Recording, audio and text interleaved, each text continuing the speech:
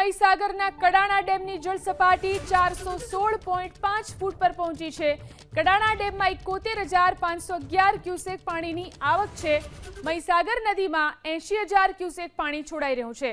કડાણા ડેમના 6 દરવાજા ખોલી અને પાણી છોડાઈ રહ્યું છે। મહીસાગર નદીના કાંઠાના ગામોને એલર્ટ આપી દેવામાં આવ્યું છે। તો કડાણા ડેમના 6 દરવાજા ખોલી અને પાણી છોડવામાં આવી રહ્યું છે, ત્યારે મહીસાગર નદી કાંઠાના ગામોને પણ એલર્ટ આપી દેવામાં આવ્યું છે। કડાણા ડેમમાંથી 71,511 ક્યુસેક પાણીની આવક છે અને મહીસાગર નદીમાં 80,000 ક્યુસેક પાણી છોડવામાં આવી રહ્યું છે।